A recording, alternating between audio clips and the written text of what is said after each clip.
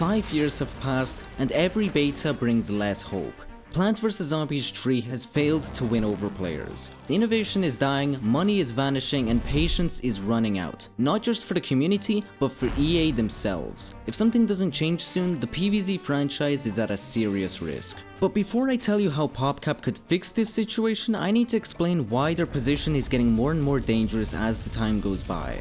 When PopCap was bought by EA in 2011, it meant that they had to do what EA wanted from them, and in return they would be funded by EA to make the games. This is what it means to be a publisher. But the problem now is that it's been 5 years with virtually zero profits being made from this game. There is no doubt that EA is starting to grow tired of losing money with no profit in the end of the tunnel. Eventually it will be inevitable that they will pull the plug, and Plants vs Zombies would become an old relic never to be touched again because the funding was cut. Realistically speaking, PopCap can't get the community to be interested in this game. It feels like everything that could have possibly been explored in this format of a Plants vs Zombies game has been done in PvZ2. Everything they tried in PvZ3 was terrible because they already used up all their good ideas. Therefore, they had to result in copying other mobile games to get people interested. In my opinion, EA was responsible for telling PopCap to copy these formats so they could easily monetize their game without having to be too creative. But the problem was that the reason PvZ was so popular was because it was different to all the other mobile games around them.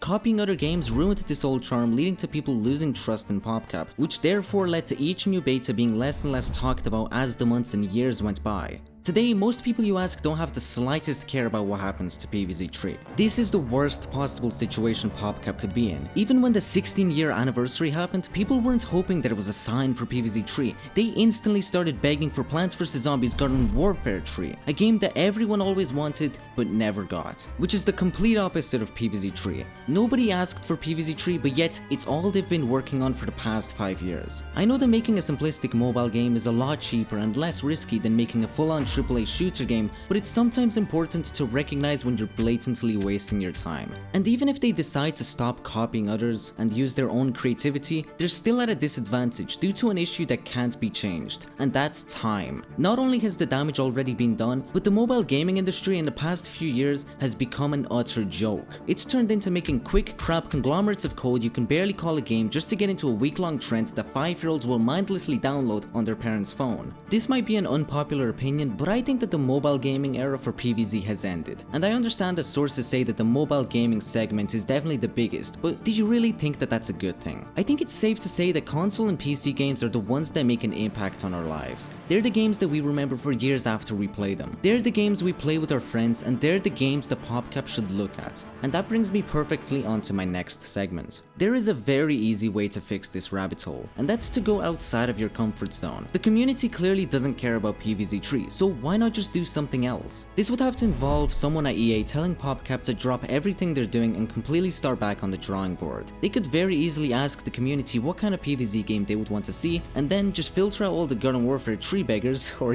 just listen to them, and see what this creative community has to offer. Then take the 3 most popular suggestions and put them on a voting poll, and whichever idea gets the most votes will be what they work on for the next year, and then just see what happens. I guarantee you this will make the community the most excited they've been since Garden Warfare 2 was announced. Although I do admit this does kind of sound unprofessional for a game studio to do. So instead, why not just look at the past to get ideas for the future? In the past few years, there has been many cancelled PvZ game ideas that could have very well been turned into full-on games. For example, this unnamed game that looked to be similar to Cult of the Lamb or Minecraft Dungeons. There were some adverts of the game in May 2020 along with some surveys, but unfortunately this game got almost instantly cancelled, even though the community seemed to be really excited and curious about the game. Something like this would have been really refreshing, but I guess people just wanted to see PvZ3 a little more. Another example of a cancelled game that would have been really cool to actually play was the game from Project Hot Tub. I think most of us have heard of this game before, but it started being made in 2015 by a small group of devs and was supposed to be a more emotional, story-driven exploration game that would involve time travel and saving Neighborville as an actual human who befriends plants to help him do so.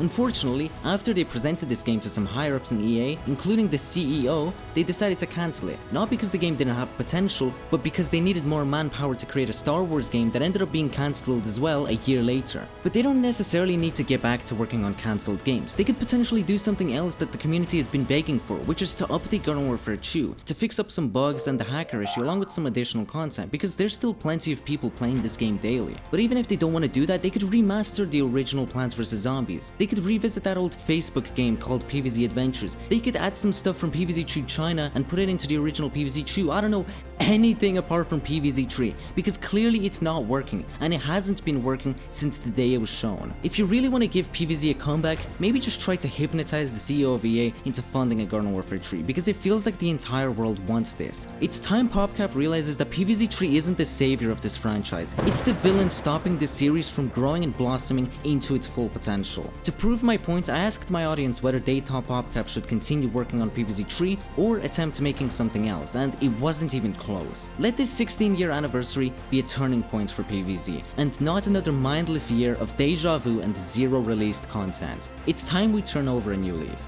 And if you agree with what I have to say, then comment it and suggest what kind of game you think they should add. And if you want to see how they could save Plants vs Zombies Garden Warfare 2, then watch this video on the screen, and goodbye.